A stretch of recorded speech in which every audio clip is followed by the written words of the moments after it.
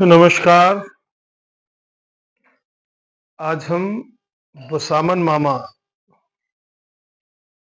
के नाम से संपूर्ण विंध्य क्षेत्र में बहुत ही ख्याति प्राप्त तीर्थ है। बसामन मामा तीर्थ कैसे एक साधारण ब्राह्मण परिवार में पैदा हुआ, एक इंसान कैसे देवता बन गया, ये चर्चा भी करेंगे इतिहास के रूप में। साथ में जो बसामन मामा तीर्थ है, क्या वो असली तीर्थ है जहां पर लोग आते जाते हैं? वहां पर जो पेड़ है, क्या वही असली है या कहीं और है? पूरे के इतिहास के साथ में उन स्थानों को भी हम आपको दिखाते चलेंगे, बताते चलेंगे। बसामन मामा माने बसाने वाला। जो लोग विंध्य क्षेत्र से हैं या विंध्य क्षेत्र के होकर के कहीं दूर भी रहते हैं, तो उनको बसामन मामा कोई परिचय का मोहताज तीर्थ ऐसा नहीं है। लगभग सैकड़ों भंडारे रोज होते हैं, हजारों हजारों लोगों का आना रोज होता है। और यहाँ की अपनी जो मान्यताएं हैं, उन मान्यताओं की सिद्धि के लिए भी लोग आते हैं और अपनी तरफ से जिनकी जो श्रद्धा होती है वो करते हैं। लेकिन अब विषय ये है कि बसामन मामा है कौन और देवत्व को कैसे प्राप्त हुए। अगर पुष्ट पुष्ट समय की जानकारी की बात कहें तो ये बता पाना तो मुश्किल है कि एग्जैक्ट समय कौन सा है। लेकिन अभी उन बसामन मामा के वंश के एकाध लोग हैं। एक महिला है, मुझे याद है, मैं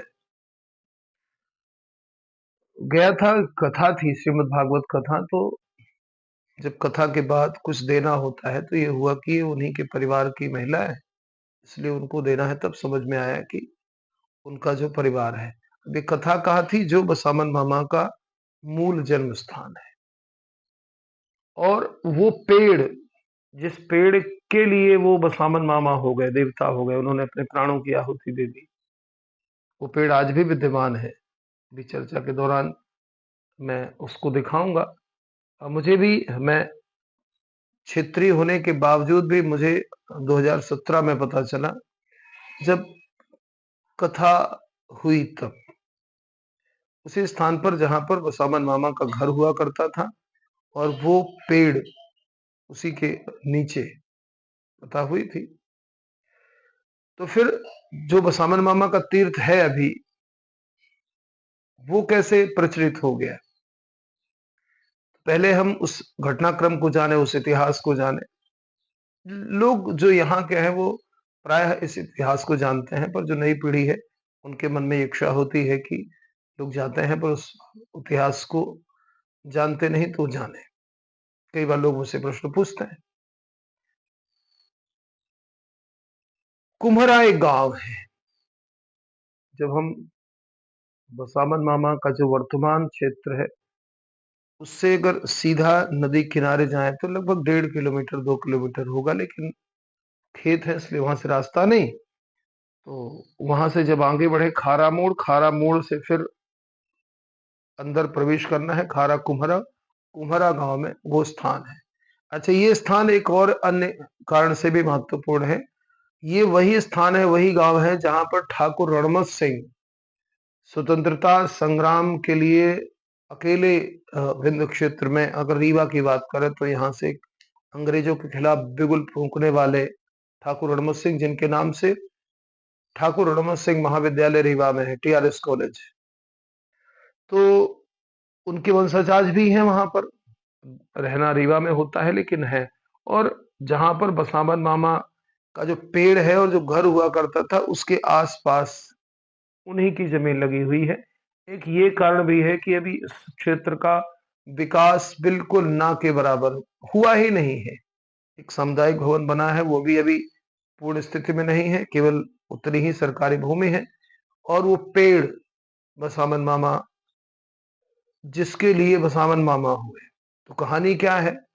ऐसा पूर्व के लोगों द्वारा बचपन से हम इस बात को सुनते आए हैं।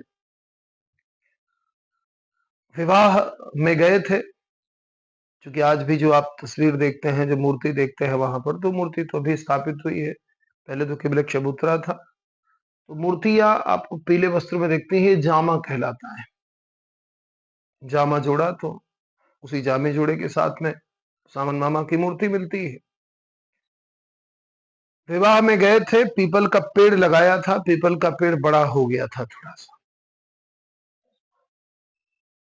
माँ से बोल के गए थे कि इस पीपल, पहले बारातें कई दिनों तक होती थी, आने जाने में समय लगता था, फिर वहां रुकते थे, फिर लौटते थे, तो ऐसे करके लगभग एक आध हफ्ते कम से कम लग जाते थे।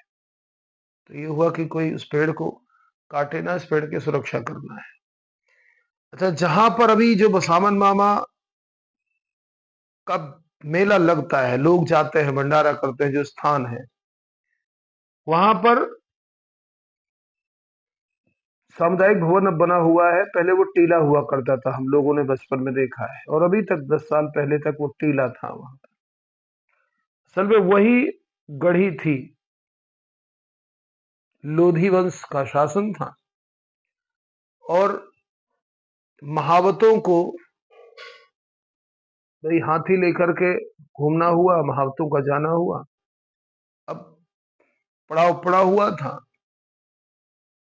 राजा के महावत हैं, हाथी हैं, नदी किनारे किनारे जाना हुआ होगा, क्योंकि आज लोगों की अलग अलग जमीनें, पहले तो सब उन्हीं का था। गए तो हाथी को खिलाना था पीपल। उनकी माँ ने मना किया कि भाई देखो, ये पीपल हमने इसको लगाया है और इसको नहीं काटना, लेकिन हम राजा का हाथी है और महावतों को एक अलग अभिमान। राजा से बोला होगा, राजा ने, अहंकार तो होता ही है, राजा ने भी बहुत ध्यान नहीं दिया, और महावतों ने इस पेड़ को छांट करके और हाथी को खिला दिया। जो छटाई, पत्ते वत्ते सब। अच्छा, बारात जब लौटती है, देखे तो केवल पेड़ खड़ा है छटा हुआ। बसावन मामा ने माँ से पूछा, और माँ ने बताया कि राजा के महावतों ने राजा के हाथी को ये पेड़ खिला दिया है, पत्तियां इसकी काट काट के, और मैंने मना किया। तो मना करने के बावजूद भी वो नहीं माने। क्रोध हुआ कि एक राजा इस तरह से अपमान करेगा, मना करने के बाद भी। एक भाव अपमान का हुआ, युवावस्था थी ही। क्रोध में आकर के जो कटार ली हुई थी, उस कटार को ही अपने पीठ में घोंप लिया कि ऐसा जीवन जीने से क्या फायदा, जिस पेड़ को हमने लगाया, तैयार किया, और एक राजा के अहंकार ने उस पेड़ को नष्ट कर दिया। क्योंकि पेड़ पर भगवान नारायण का वास माना जाता है, तो एक वो भाव भी, दूसरा अपमान का भाव भी, और उन्होंने प्राण आहुत कर दिए। अब इसके बाद जो शुरू होता है, बसावन मामा दूसरे स्वरूप से, ब्रह्मदेव के स्वरूप से, उसी वेश में उस राजा के यहाँ जाते हैं। कुछ लोग ऐसा बताते हैं, कुछ लोग ऐसा बताते हैं कि घायल अवस्था में ही वहां पर जाना हुआ है, और फिर वहां पर प्राण छोड़े हैं, और वहीं से अ, दूसरा शरीर लेकर के, और देखते हैं कि जब खाना राजा खा रहा था, तो उसके में कीड़े और ये सब तरह तरह की घटनाएं होने लगी। कहारिन जो थी, कहार कार्य करने वाली, उसने जाकर राजा को बताया कि बड़े क्रोध में एक दुल्हे के वेश में है, और वहीं बसामन मामा ने उसके संपूर्ण परिवार का नाश कर दिया, और जहां जहां उसके वंश के लोग होते उनको नाश करते बढ़ते। तो ऐसी कथा आती है कि उन्हीं के घर की बहू चली आ रही थी अपना छोटा-सा बच्चा लिए, तब तक ये बात फैल चुकी थी। उसने कहा अब लड़के को सिखा दिया कि जब उधर से आते दिखे इस तरह से तो पूछ लेना मामा कहाँ जा रहे हो? क्योंकि हमारे यहाँ एक मान्यता है कि मामा भांजे के ऊपर ना तो हाथ उठाता है और ना ही किसी तरह से दंडित करता है, केवल वो सम्मान करता है। तो जैसे ही आएँगे, तो वैसे ही तुम कहना, मामा कहाँ जा रहे हैं? अच्छा ऐसा हुआ, उधर से बसामन मामा का आना होता है। अभी तो बसामन नहीं थे, अभी तो केवल चूँकि नाम का बहुत स्पष्ट नहीं है, समय भी स्पष्ट नहीं है, केवल गाँव वो है और ये स्थान है। लड़के ने कहा मामा कहाँ जा रहे हैं? जैसे ही मामा कहा तो उनका क्रोध शांत हो गया, उस बच्चे को देख कर के एक भांजे का भाव आया और कहा कि ठीक है, अब हम यहीं से शांति लेते हैं और इसके बाद ऐसा कहा जाता है कि उसी बालक ने उनको वहाँ पर समाधि दी और आज बसामन मामा जहाँ पर अभी जो वर्तमान में तीर्थ है, वो असल में समाधि स्थल है और जो जन्म स्थल है, अब विकसित करना चाहिए। जन्मस्थल वो पीपल आज भी है। अगर आप बसामन मामा जाते हैं, बसामन मामा के प्रति आपका भाव है, तो जानना चाहिए आपको और जो वहाँ पर पीपल का पेड़ है या कोई भी पेड़ है, वो नहीं है। वो कुम्हरा गाँव में पूछ करके जाना चाहिए। खारा कुम्हरा गाँव है। उस कुम्हरा गाँव में वो पीपल आज भी अब बहुत बड़ा हो गया है। ऐसा जब मेरी कथा थी तो गाँव के लोग ही बता रहे थे, सयाने लोग कि अभी 25-30 साल पहले तक पीपल का ये सूख जैसा गया था और एक बार पुनः उसने अपने स्वरूप को धारण किया है, लगभग 40-45 साल पहले कहे। 2017 में तो मैं गया था, उसके 30-35 साल पहले उन्होंने बताया।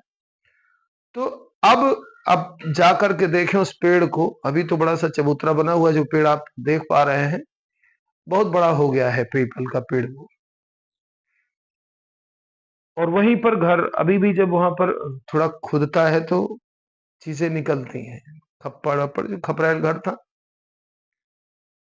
बसावन मामा की जो मैंने कथा बताई, बसावन मामा की जो कहानी बताई, जो पेड़ दिखाया और बसावन मामा पीपल के पेड़ के लिए जो आत्यंतिक समर्पण था, उस समर्पण ने एक विशेष ख्याति दिलाई और इन्हीं बसावन मामा के नाम से कुछ ही दूरी पर लगभग उत्तर में बसावन मामा गौवंश वन विहार भी है, जहाँ पर हजारों की संख्या में गायें पल रही हैं।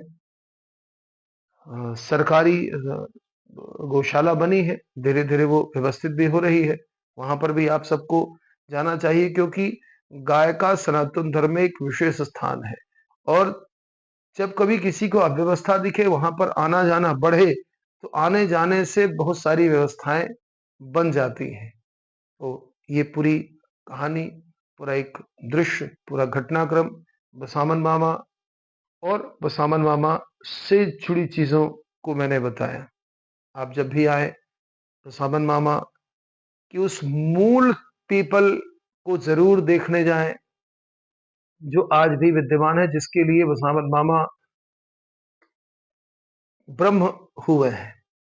फिर उत्तर में बसावन मामा गौवंश वन विहार बड़े ही सुंदर स्वरूप में विकसित हो रहा है। वहाँ पर भी जाना चाहिए, तब हमारे हिंदू होने का एक प्रमाण होगा। अन्यथा केवल हम मनोरंजन करने वाले मात्र रह जाएँगे। जय श्री राम, जय बसावन मामा, जय गौ माता।